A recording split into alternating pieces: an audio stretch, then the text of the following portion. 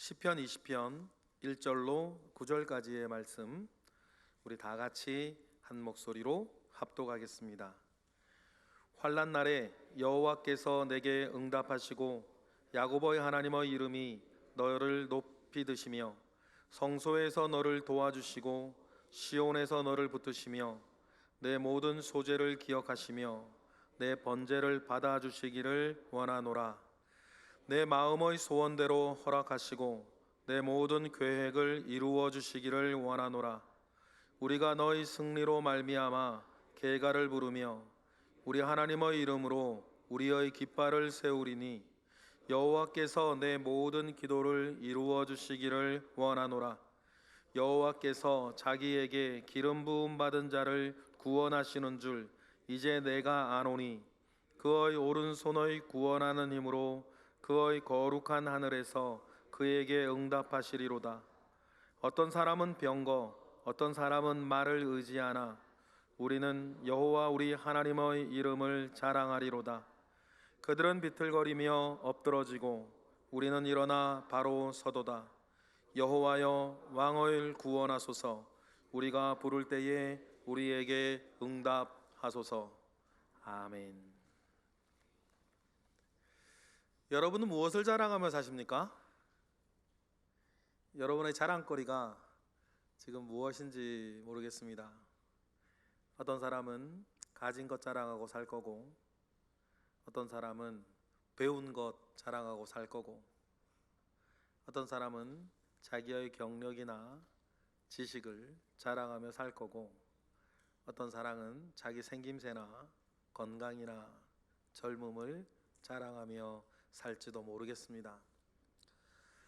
그러나 여러분, 이 시간 저와 여러분의 유일한 자랑거리는 여호와 우리 하나님 아버지의 이름이 되기를 주님의 이름으로 축복합니다.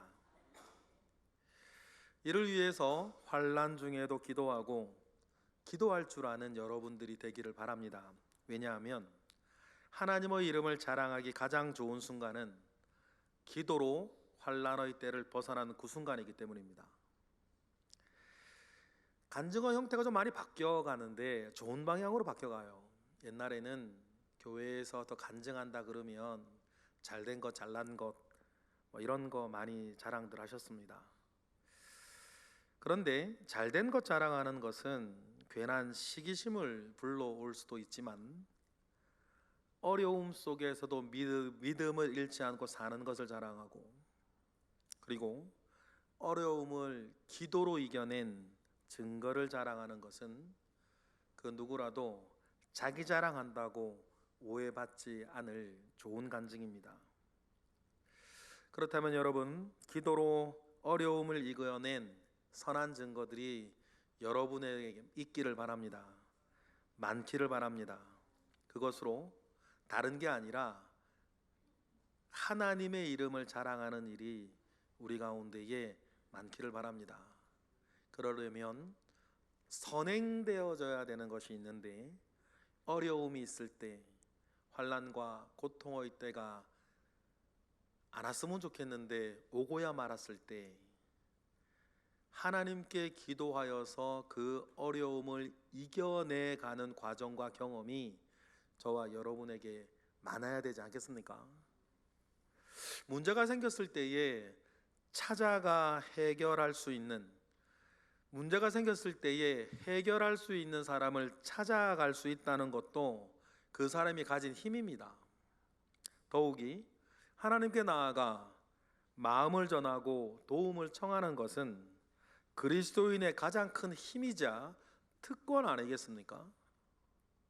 근데 여러분, 누구나 기도할 수 있는데 아무나 기도할 수는 없습니다. 기도하려면 두 가지가 최소한 있어야 되는데, 내 기도를 들으시는 하나님에 대한 믿음이 첫 번째 있어야 되고, 두 번째는 내가 지금 드리는 기도의 제목과 내용에 대한 사랑이 있어야 돼요. 다른 말로 자기 간절함이 있어야 됩니다. 간절하지 않으면 기도에 힘을 내기가 어렵기 때문입니다. 그래서 예수님께서도 누군가가 기도자가 되고자 할 때에 강조하신 것이 간절함이었어요. 그 대표적인 예가 과부의 예입니다. 과부의 비유가 그래요. 가난한 한 과부가 억울한 일이 있어 재판장을 찾아가죠. 그래서 하소연을 합니다. 그런데 과부가 찾아간 그 재판관은 나쁜 사람이었어요. 그래서 과부를 무시합니다. 그럼 과부는 모욕감을 느끼고 자존심도 많이 상했을 거예요. 그런데도 다른 선택지가 없었는지 과부는 그 재판장만을 찾아가지 않습니까? 밤낮으로 찾아갑니다. 재판장이 괴로워할 정도였어요. 그래서 결국 재판장이 말합니다. 나는 불의한 사람이지만 내가 괴로워서 이 과부의 청을 들어주어야겠다. 주님의 이 비유에서는 간절함이 있어야 기도할 수 있다는 뜻이에요. 그래서 이 비유를 시작할 때에 끈질기게 기도를 해야 한다고 말씀하시면서 이때 유념해야 될 것 하나를 먼저 던져 놓으시고 주님이 이 비유를 시작하세요. 누가복음 18장 1절이죠. 다 같이 시작. 예수께서 그들에게 항상 기도하고 낙심하지 말아야 할 것을 비유로 말씀하시면서 시작한 것이 불의한 재판관을 찾아가는 과부의 비유였어요. 그럼 뭡니까? 항상 기도하고 낙심하지 말 것을 부탁하시면서였어요. 여러분 글자 그대로 믿음으로 이 말씀을 받으시길 바랍니다. 우리 모두에게는 삶의 애환이라는 것이 있습니다. 인생은 누구에게나 말 그대로 시, 노, 애, 락 이 네 가지 사건이 쳇바퀴처럼 돌아가는 거 아닙니까? 우리 가운데 그 누구에게도 기쁠 희만 있는 사람이 없고 우리 가운데 그 누구에게도 슬픈 애만 있는 사람은 없어요. 자녀의 일로, 부모의 일로, 사업상의 일로, 인생 문제로, 건강 때문에, 속 썩이는 남편이나 답답한 아내 때문에, 내 잘못이나 내 죄나 내 실수 때문에라도 여러분 어려운 일들은 불쑥불쑥 여러분을 찾아옵니다. 그런데 이런 어려움이 왔고 가끔은, 이게 자주는 아닌 것 같은데 가끔은 이 어려움이 언제 끝날지 그 기미도 보이지 않을 때, 그때라도 주님이 오늘 여러분에게 말씀하세요. 항상 기도하고 낙심하지 말아라. 내가 이걸 알고 있지 않냐? 내가 너를 도울 거고 내가 너를 살릴 거니 너의 일은 낙심하지 말고 기도할 것에 대해서 이것이 내 뜻이라고 주님은 말씀하셨습니다. 여러분 지금 이 순간 기도하면서 낙심하지 말아라 라고 하는 이 말씀을 지금 나에게 하시는 주님의 말씀으로 받으시는 사람이 이 자리에 있기를 바랍니다.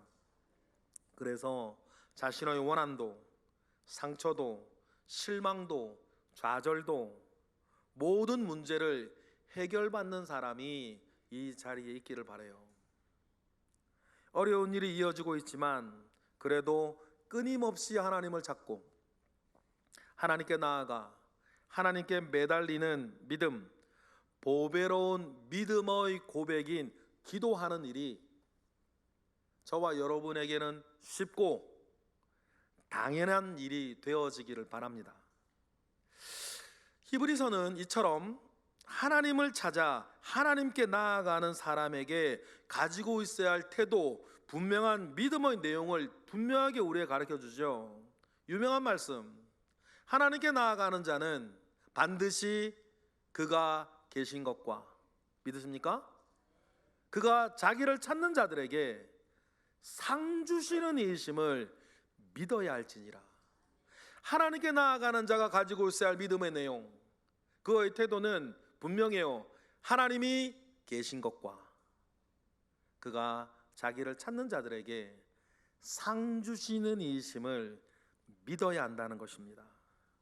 이 믿음이 있으니 그래서 기도하라고 하시던 주님이 말씀하시는 거죠. 어쩌다 한번 기도하라고 하시는 것이 아닙니다. 한두 번 해보고 뜻대로 안 되면 때려치우고 응답이 있네 없네 오락가락 하지 말라는 말씀이에요. 그러지 말고 밤낮 부르짖으면서 계속해서 기도하라 하십니다. 그러면 여러분, 사실상 기도 응답은 덤이고 더 귀한 것이 생기는데, 그것은 하나님과 마음이 합해지는 거예요. 하나님께로 몸과 마음이 돌아오는 것입니다. 사실 이것이 진짜 축복이고 진짜 응답이거든요. 그렇지만 하나님께서는 여러분의 삶의 무고해와 삶의 아픔과 불안과 염려를 다 아실 거예요. 그래서 하나님은 자기를 소개할 때에도 부족함이 없게 좋은 것으로 채워주시는 이시라 자신을 소개하십니다. 하나님은 여러분의 약한 점, 여러분의 부족한 점, 여러분이 아파하는 것, 여러분이 불안해하는 모든 것들을 주님은 다 아시지 않습니까? 그래서 하나님이 말씀하시기를 직접 나에게 나아오라, 내가 너를 돕겠다 하십니다. 도울 때에 그냥 돕는 게 아니라 때를 따라 돕겠다 말씀하세요. 히브리서 4장 16절 다 같이 시작. 그러므로 우리는 긍휼하심을 받고 때를 따라 돕는 은혜를 얻기 위하여 은혜의 보좌 앞에 담대히 나아갈 것이니라. 제가 참 좋아하는 표현이에요. 때를 따라 돕는 은혜. 그것을 얻기 위해서 주저하거나 부끄러워하거나 무서워하지 말고 담대히 자기에게 나아오라고 하나님은 말씀하십니다. 그리고 하나님께 나아가는 자는 반드시 상을 주실 거라고 말씀하세요. 그 상을 얻기 위해서 하나님 앉아 계시는 은혜의 보좌 앞에 그것도 담대히 나아오라고 말씀하시죠. 그러면 좀 전에 말씀드렸던 것처럼 때를 따라 돕는 은혜를 주실 것이다. 성경은 그리고 모든 사람이 자기의 때를 각자 산다고 말을 해요. 그래서 천하만사에 다 때가 있다고 얘기를 합니다. 다음에 전도서의 긴 말씀을 우리가 읽을 텐데 한 절 한 절 읽으면서 여러분의 때를 한번 찾아보실래요? 나는 지금 어떤 때를 살고 있지? 전도서 3장이에요. 다 같이 읽어보겠습니다. 시작. 범사의 기한이 있고 천하만사가 다 때가 있나니 날 때가 있고 죽을 때가 있으며 심을 때가 있고 심은 것을 뽑을 때가 있으며 죽일 때가 있고 치료할 때가 있으며 헐 때가 있고 세울 때가 있으며 울 때가 있고 웃을 때가 있으며 슬퍼할 때가 있고 춤출 때가 있으며 돌을 던져버릴 때가 있고 돌을 거둘 때가 있으며 안을 때가 있고 앉는 일을 멀리할 때가 있으며 찾을 때가 있고 잃을 때가 있으며 지킬 때가 있고 버릴 때가 있으며 찢을 때가 있고 꿰맬 때가 있으며 잠잠할 때가 있고 말할 때가 있으며 사랑할 때가 있고 미워할 때가 있으며 전쟁할 때가 있고 평화할 때가 있느니라. 일하는 자가 그의 수고로 말미암아 무슨 이익이 있으랴. 하나님이 인생들에게 노고를 주사 애쓰게 하신 것을 내가 보았노라. 여러분의 때를 하나 내지는 두 개를 찾으셨나요? 그런데 중요한 건 어떠한 때라도 그 때를 따라 돕는 은혜가 여러분들에게 부어지기를 바랍니다. 이때의 우리의 목표는 때를 따라 도우시는 하나님으로 그 모든 때를 아름답게 만들어가는 것이다. 이어지는 전도서 말씀 보실까요? 11절부터 시작. 하나님이 모든 것을 지으시되 때를 따라 아름답게 하셨고 또 사람들에게는 영혼을 사모하는 마음을 주셨느니라. 그러나 하나님이 하시는 이런 시종을 사람으로 측량할 수 없게 하셨도다. 그렇습니다. 여러분, 하나님께서 여러분이 지금 만난 때가 어느 때라 하든지 우리의 믿음은 뭐냐면 하나님은 그 모든 때를 아름답게 하셨고 아름답게 하실 것이다. 아름답다라고 하는 말의 어원을 찾아본 적이 있는데, 알게 된 적이 있는데, 아름답다가 남자답다, 여자답다. 아름답다 할 때 이 아자가 나자더라고요. 그러면 아름답다라고 하는 말의 원래 의미는 내가 나다워지는 거예요. 늠름하다처럼 나다움이 뿜뿜, 애들 말로 뿜뿜 되는 거죠. 그러니 여러분, 어떤 때를 우리가 살고 있고 지금 그것이 견뎌야 될 때인지 노래해야 될 때인지 여기 모인 사람 각자의 정황은 다를 수 있지만 하나님께서 우리에게 원하시는 믿음과 은혜는 그때 가운데에 여러분 나답게 주님께 주시는 은혜 가운데 만들어지는 그 시간답게 여러분 잘 이겨내시고 견뎌내시는 힘을 얻으시기를 바랍니다. 그런데 여러분, 이 아름다운 때는 내 힘으로 되는 게 아닙니다. 여러분, 내 힘으로 된다면 어려운 때는 오지도 않았을 거예요. 내 힘으로 컨트롤할 수 있다면 희노애락의 일들은 우리 가운데 쳇바퀴처럼 돌지 않을 겁니다. 분명한 건 뭐냐면 나는 내 일을 해놓고 처분을 기다리는 사람이지 그 때를 내가 주도해 갈 수는 없다는 거예요. 그러니 우리 가운데에 내 힘으로 되지 않는 각종 사건 사고와 시간 속에서 뭐를 구하는 거예요? 그 때를 따라 돕는 은혜를 구하는 거예요. 그 은혜를 얻기 위해 적절하게 하나님을 찾아가 기도할 때에 은혜의 보좌 앞에 나아갈 때에 하나님이 주시는 변화가 그 모든 때를 아름답게 하신다는 거거든요. 그러면 여러분, 우리에겐 다른 게 필요한 게 아니라 이 은혜가 필요해요. 지금 어느 때를 여러분들이 지나가고 있든지 간에 그럼 하나님 말씀하시죠. 그 아름답게 하는 때를 따라도 은혜를 얻기 위해서는 어떻게 해야 된다? 담대히 은혜의 보좌 앞에 나와야 한다. 여러분, 그러면 은혜의 보좌는 도대체 뭐고 은혜의 보좌 앞에 나아간다는 것은 뭐냐? 여러분, 하나님 계신 보좌 앞에, 그 은혜의 보좌 앞에 나아간다는 게 도대체 뭡니까? 이거 두말하면 잔소리지. 예배의 자리와 기도의 자리를 말하는 거예요. 예배와 기도 자체가 은혜의 보좌 앞에 앉아있는 하나님께 나아가는 것이니까 지금 여러분들 하고 있는 것처럼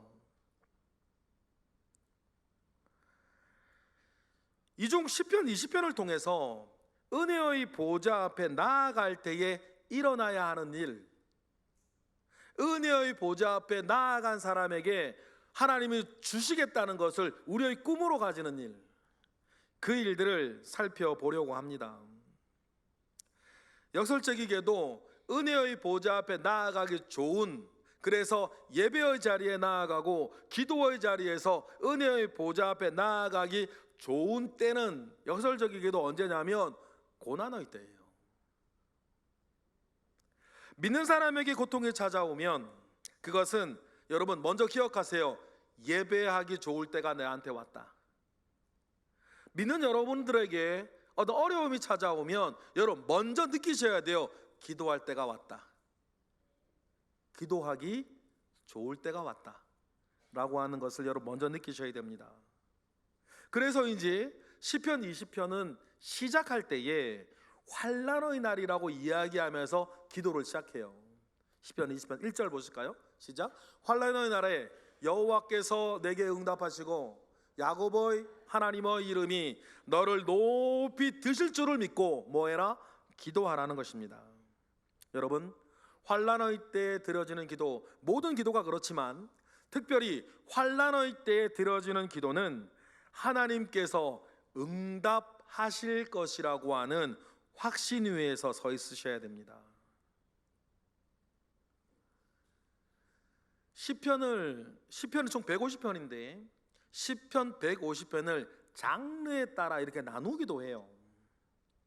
장르에 따라 나누면 시편 120편은 어떤 장르에 들어가냐면 이걸 제왕시라 그래요.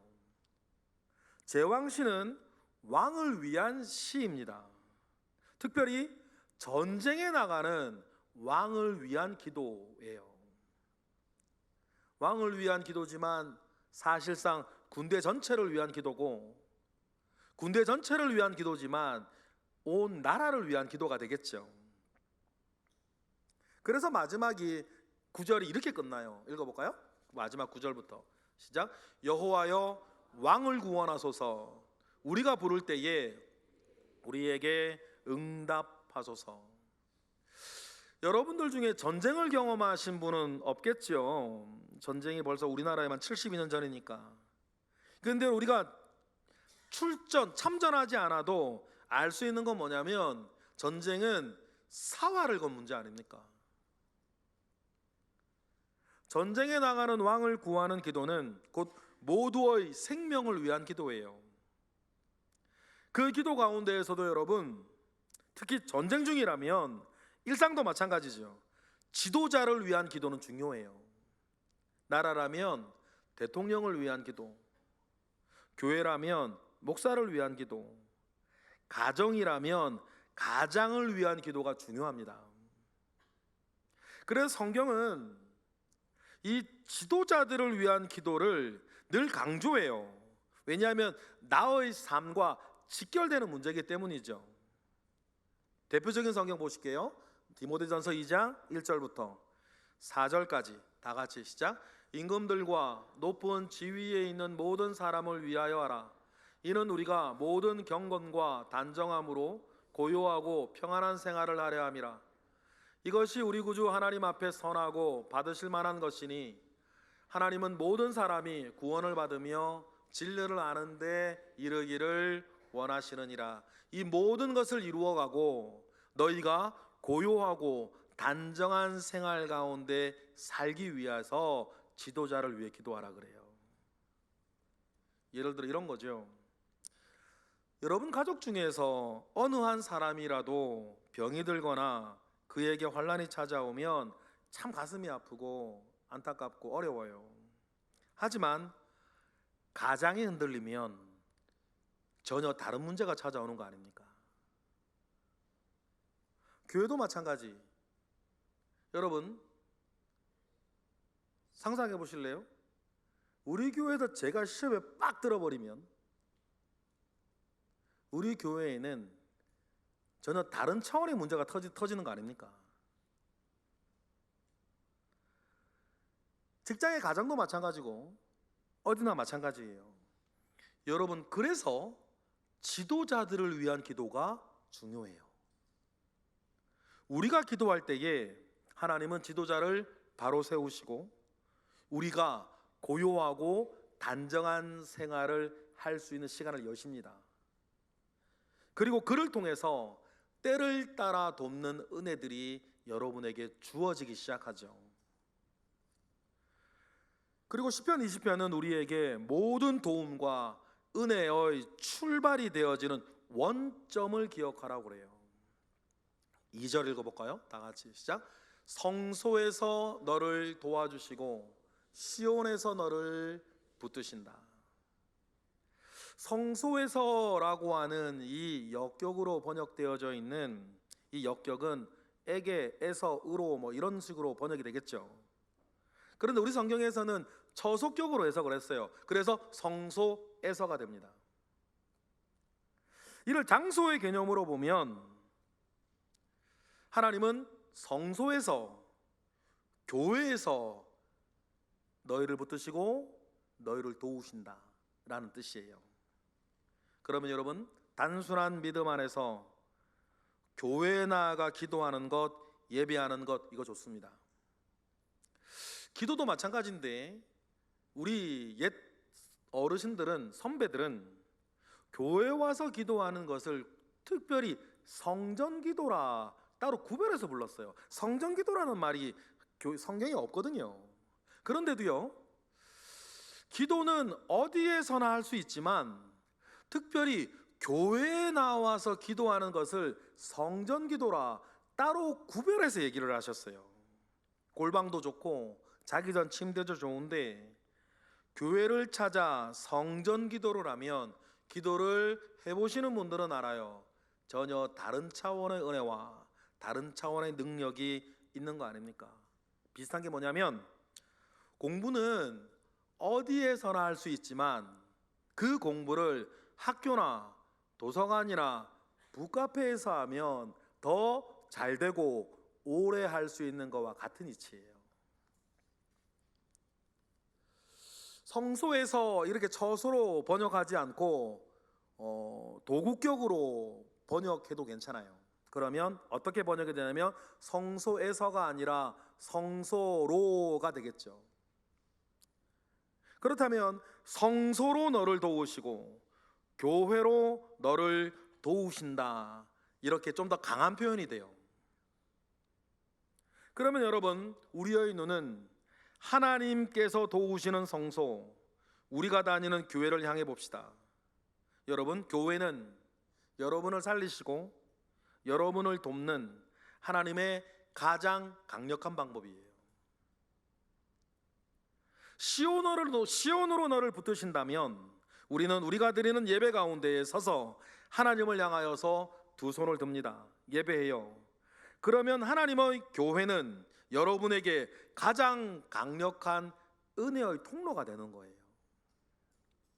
이것이 우리가 때를 따라 돕는 은혜를 얻기 위해서 담대히 은혜의 보좌 앞에 나아간다면, 하나님은 그 교회에서, 아니면 그 교회로 여러분을 도우시고 여러분을 일으키시고 여러분을 살게 하시고 여러분을 이기게 하신다.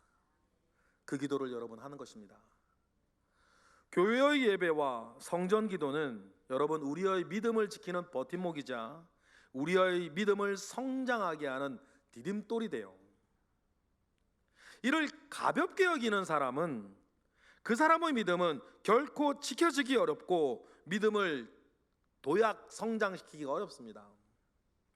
이것이 가능했다면, 교회 패스하고 가능했다면 주님이 이 땅에 오셔서 내가 내 교회를 세울 것이라고 굳이 말씀하실 필요가 없는 거죠. 주님의 명령을 최초로 받은 사도로부터 목숨을 걸고 복음을 지키고 그리고 교회를 세워나가는 일을 하지 않았을 거예요. 그런데 왜 그들은 목숨을 걸고 주님의 명령을 붙잡아 이 교회를 만들어 갔을까? 여러분, 교회에서, 교회로 하나님은 여러분들에게 때를 따라 돈 은혜를 주시기로 작정하셨기 때문이에요. 그러니 교회는 시은소, 말 그대로 은혜가 시작되는 곳이 맞죠.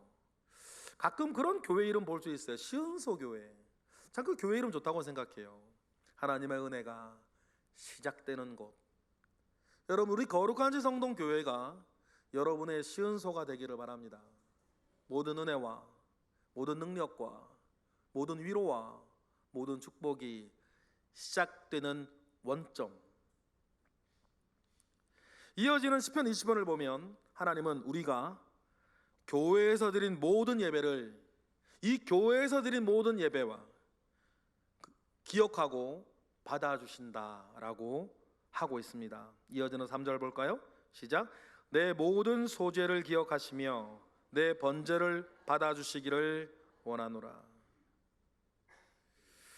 우리 믿음의 선배들, 우리의 선조들은 우리가 교회에서 드리는 예배와 교회에서 드리는 기도에 대해서 역시 성경에는 없는데 경험적으로 그들이 즐겨 쓰시면서 자리 잡은 재미있는 표현이 있어요. 그게 뭐냐면, 예배 드리는 것을 그분들은 어떻게 표현을 했냐면 제단을 쌓는다 그랬어요. 기도하는 것에 대해서 뭐라고 표현하셨냐면 기도의 제단을 쌓는다 그랬어요. 그래서 새벽 기도 나가는 걸 뭐라 그래요? 새벽 제단 쌓는다 그러거든. 근데 이 표현이요, 곰곰이 생각해 보면 참 재미있는 표현이고 성경에 없는 표현이니까 재미있고 그리고 왜 이렇게 표현하셨을까? 우리 선배들은 경험상 그들이 알고 있는 것이 하나 있는 것 같아요. 그 뭐냐면 첫 번째는 하나님께서 여러분의 예배와 여러분의 기도 하나하나를 다 기억해 가신다는 거예요. 그래서 마치 적금을 붓듯이 하나님의 기억 가운데에 여러분이 드렸던 모든 기도와 여러분이 드린 모든 예배가 하나하나 차곡차곡 쌓여간다는 것입니다. 이게 왜 중요하냐면 하나님께서 여러분에게 응답하실 때 그 응답의 근거는 여러분이 그동안 쌓아왔던 예배와 기도였기 때문이에요. 그래서 저는 그 표현이 참 좋아요. 여럿 있거든요. 가만히 생각해 보면 여러분 기억을 더듬어 보세요. 성경에는 없는데 우리 믿음의 선조들이, 여러분의 아버지와 할아버지들이, 할머니와 어머니들이 신앙생활하면서 여러 표현들이 있는데 공통적으로 그분들이 이것은 우리의 언어라고 딱 만들어간 말들이 있어요. 그 말들을 가만히 보면 정말 중요한 사실들을 담고 있다는 것을 생각할 때가 있습니다. 여러분 다시 한번 기억하십시다. 여러분이 오늘 드리는 이 예배도 하나님이 기억하십니다. 여러분이 어제 드렸던 그 기도 하나님이 기억하세요. 그 것들이 차곡차곡 하나님의 기억 안에 쌓여가는 것 아닙니까? 그리고 그 쌓여있는 그 기억을 담보로 하나님은 여러분에게 응답하세요. 그래서 주님은 그 하나님의 응답하실 때에 이렇게 말씀을 하셨어요. 요한복음 15장 7절 다 같이 시작. 너희가 내 안에 거하고 내 말이 너희 안에 거하면 무엇이든지 원하는 대로 구하라 그리하면 이루리라 하셨는데, 우리가 주 안에 거하고 주의 말씀이 우리 안에 거하여서 그 말씀 붙잡고 다른 생각도 많고 다른 철학도 많고 다른 느낌도 많지만 다 팽개치고 그 생각과 그 느낌을 가지고 말씀대로 하나님 앞에 나와 은혜의 보좌로 가 예배하고 기도하는 그 모든 것들은 하나님이 우리의 삶에 응답하시는 그 근거가 될 거다라고 주님 말씀하시면서 우리에게 어떤 때를 살든지 그 때를 아름답게 만들어 가신 은혜를 주실 거라 말씀하십니다. 여러분 기도를 들으시는 하나님은 알라딘의 램프에 나오는 지니처럼 램프의 주인이 램프 슥슥 닦으면서 소원을 빌면 그것은 무엇이라도 들어주는 기계적인 존재가 아니지 않습니까? 우리를 진정으로 사랑하시는 하나님은 우리에게 정말 무엇이 필요한지, 어느 때에 필요한지, 가장 좋은 때가 언제인지 가늠하고 계십니다. 그래서 때로는 곧바로 응답을 해주시기도 하고, 때로는 시간을 들이시기도 하고, 때로는 성령이라 다른 성도들의 말을 통해서 우리의 기도를 교정해 주시기도 하고, 때로는 거절해 주시기도 합니다. 그러나 여러분 믿으시죠? 하나님은 가장 좋은 것을 가장 좋을 때에 주신다. 그래서 여러분 이처럼 하나님은 우리의 예배와 우리의 기도에 반드시 응답하시고, 시간이 걸리는 일이라고 한다면 그 하나하나를 다 지금 하나님의 기억 가운데에 쌓아가고 계신다라고 하는 것을 분명히 믿으셔요. 행여나 나는 잊어도 하나님은 잊지 않으십니다. 여러분 기억하십시다. 우리는 하나님 아버지 앞에 믿음 하나 가지고 갈 겁니다. 그런데 하나님은 여러분에게 기억 하나 가지고 오실 거예요. 그렇죠? 우리는 믿음 가지고 하나님께 가고 하나님은 기억을 가지고 여러분에게 오십니다. 그 믿음과 그 기억이 만날 때 여러분 하나님의 역사가 일어나는 것 아니겠습니까? 여러분, 그리고 쌓여있는 기도와 쌓여있던 예배는 특별히 고난의 때에 빛을 발할 거예요. 그래서 시편 20편은 제왕시이기도 하면서 전쟁에 나가는 왕의 기도라고 했습니다. 여러분, 모든 전쟁은 환난의 때이고 고통의 때이고 위기 상황입니다. 전쟁이 없으면 좋겠지만 만약에 하나라도 전쟁 상황이 벌어진다면 승부를 걸어야 돼요. 여러분도 마찬가지. 전쟁 같은 상황이 없기를 바라지만 행여나 전쟁 같은 상황 속에 여러분이 빠진다면 모든 것을 다 걸고 승부를 거셔야 돼요. 그리고 잊지 말아야 할 것, 우리의 승부처는 다른 게 아니고 하나님의 은혜의 보좌 앞이시다. 그 사실도 명심하시기를 바랍니다. 그리고 은혜의 보좌 앞에 주님께 기도할 때에 주님은 우리의 소원을 다음과 같은 기억과 다 내용을 기억으로 남겨주실 거예요. 이어지는 4절 보실까요? 시작. 내 마음의 소원대로 허락하시고 내 모든 계획을 이루어 주시기를 원하노라. 그리고 시편 20편은 다윗의 시입니다. 그러면 다윗 왕이 출정하는 거죠. 그때 모든 백성이 다윗을 위해서 기도합니다. 성경은 이런 다윗을 가리켜 뭐라고 잘 표현하냐면 하나님과 마음이 합한 사람이라고 표현을 많이 해요. 그 표현은 처음 등장할 때가 이거예요. 하나님께서 세우신 이스라엘의 초대 왕 사울 왕이 자꾸만 어긋난 짓을 할 때에 하나님은 사무엘을 통해서 사울 왕을 책망하시면서 다음과 같이 얘기를 했습니다. 하셨죠. 사무엘상 13장 14절 다 같이 시작. 지금은 왕의 나라가 길지 못할 것이라 여호와께서 왕에게 명령하신 바를 왕이 지키지 아니하였으므로 여호와께서 그의 마음에 맞는 사람을 구하여 여호와께서 그를 그의 백성의 지도자로 삼으셨느니라. 그리고 세워진 하나님과 마음이 합한 자, 마음이 맞는 그 사람으로 세워진 왕이 다윗이었습니다. 여러분, 뜻이 맞고 마음이 맞는 사람들 여러분 잘 아세요. 마음이 맞는 사람의 특징이 있죠. 긴 설명이 필요 없지 않습니까? 설득하고 기다리지 않아도 돼요. 그래서 마음이 맞는 사람과는 일이 쉽게 잘 됩니다. 이 마음이 저 마음이고 저 마음이 이 마음인데 뭐 당연하겠죠. 그러니 그 마음과 마음이 이어질 때에 일이 얼마나 형통해지겠어요, 서로 간에. 하나님 이 사람을 원하세요. 자기와 마음과 마음이 이어진 사람. 하나님과 마음이 합한 사람은 그리고 승리하면 승리할수록 좋은 일이 그 사람에게 주어지면 주어질수록 그 사람으로 인해서 모든 사람이 복될 것입니다. 그러니 하나님과 마음이 합한 사람이 나아가는 전쟁, 하나님과 마음이 합한 사람이 나아가는 길은 모든 사람이 그를 응원하는 것 아닙니까? 누구처럼? 다윗처럼. 그래서 5절 온 백성이 다윗에게 다음과 같이 기도해 줍니다. 읽어볼까요? 시작.